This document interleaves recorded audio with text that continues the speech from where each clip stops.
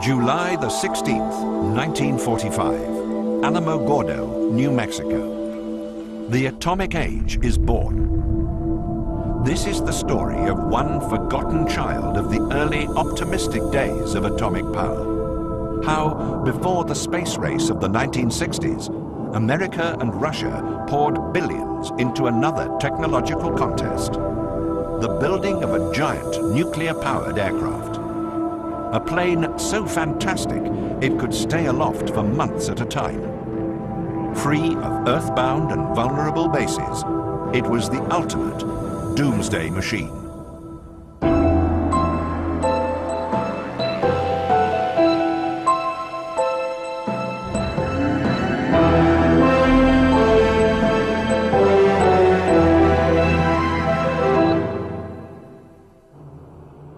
Today, atomic energy is mistrusted, even feared.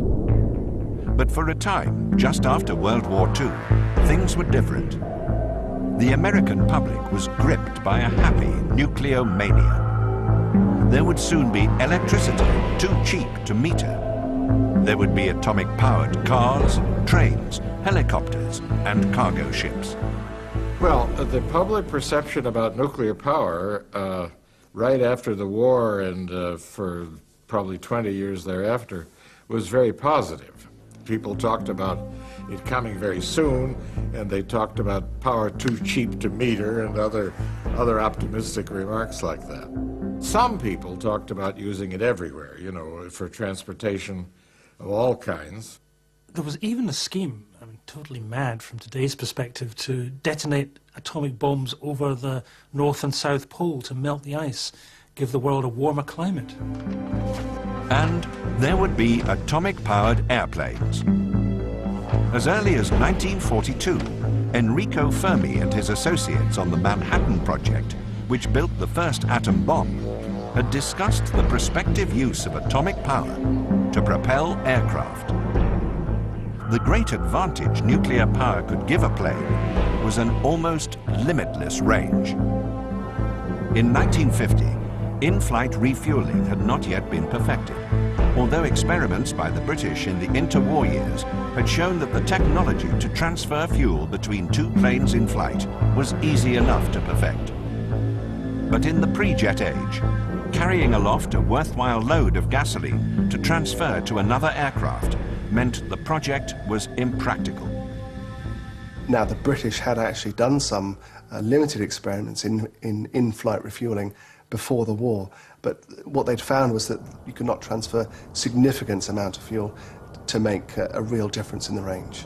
World War II was fought without in-flight refueling. US B-17s and B-24s operating over Germany were massacred because fighter escorts, with their short range, could not fly with them. Only when fighters like the Mustang became available, specially equipped with long-range fuel tanks, could daylight bombing raids be carried out over Nazi Germany without huge losses. The operating range of aircraft was a major and continuing concern to the American military.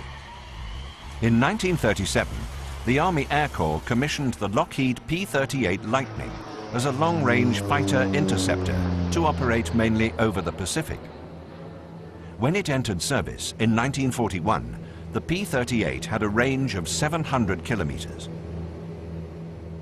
America had to fight wars like no one else. They had to fight over the Pacific. That meant it needed aircraft with immense range. They also had to fly safely. A single-engine fighter was at risk. If the engine stopped, the plane went down into the sea. You needed two engines. So that meant an airplane, fast, safe, twin-engined. That was the P-38. In 1944, the Army Air Force introduced the B-29 Superfortress, an aircraft with a range of 4,500 kilometers, capable of bombing Japan from island bases in the Central Pacific. World War II also saw the development of technology which would solve some of the problems that had hindered American pre-war civil aviation. Bigger and more efficient engines and airframes would allow civil airliners, for the first time, to traverse the oceans without stopping to refuel. All these developments seemed to usher in a new age of opportunity in which everything was possible. Yet these developments were dwarfed by an entirely new set of problems and challenges. The Cold War, although only just beginning, was set to dominate American strategic thinking for decades to come. America needed a bomber to reach targets deep inside Soviet Russia. A bomber with a range of tens of thousands of kilometers. The answer lay with a radical new kind of engine. In 1946, under the leadership of General Curtis LeMay, the United States Air Force set up a program called NEPA, which stands for the Nuclear Energy Propulsion of Aircraft. This was to oversee the possibilities of designing and building a bomber that would be a nuclear-powered bomber. Just as the P-38 and the B-29 had provided the means with which to confront Japan in the Pacific, a nuclear-powered bomber seemed to be the ideal aircraft for any future conflict with Russia.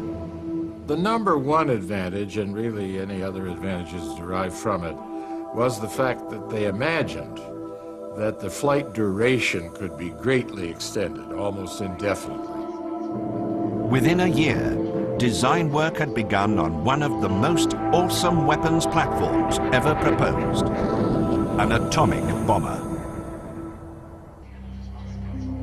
In 1948, the head of the newly created Strategic Air Command was General Curtis E. LeMay. He had commanded the B-29 offensive against Japan in the Pacific. LeMay had a reputation as a confrontationist, what we might today call a hawk. Well, he was a general who really didn't particularly care for civilians. He was a fighting general from World War II. He had commanded bombing attacks in both Europe and in Japan. So he was a World War general with the kind of attitudes you would expect in a successful general from that period. Now, LeMay sought the ultimate bomber to counter the new Soviet threat, one powered by nuclear engines and capable of remaining airborne indefinitely. This would be America's principal weapon in any future world war.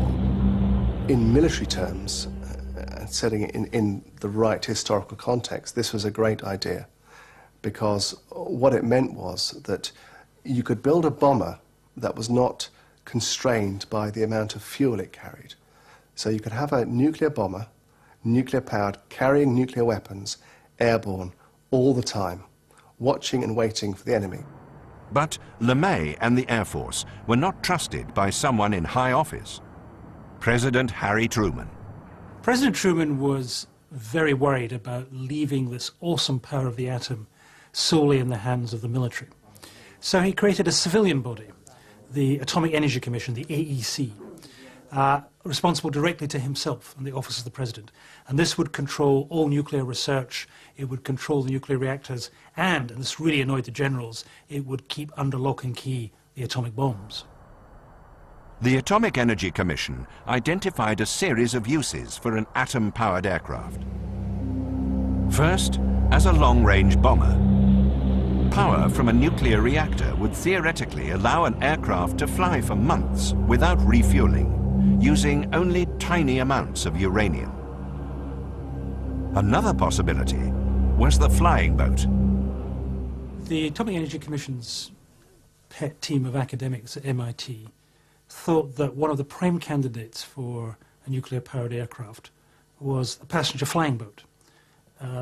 In those days, air traffic was still very underdeveloped. There weren't that many big airfields could take passenger planes. So flying port to port was quite a good idea. Also, an atomic reactor in an aircraft is quite heavy, and a flying boat was big enough to carry it. So that looked like a good bet. Indeed, before the age of the jet, the flying boat seemed the most promising aircraft for long-haul civil aviation.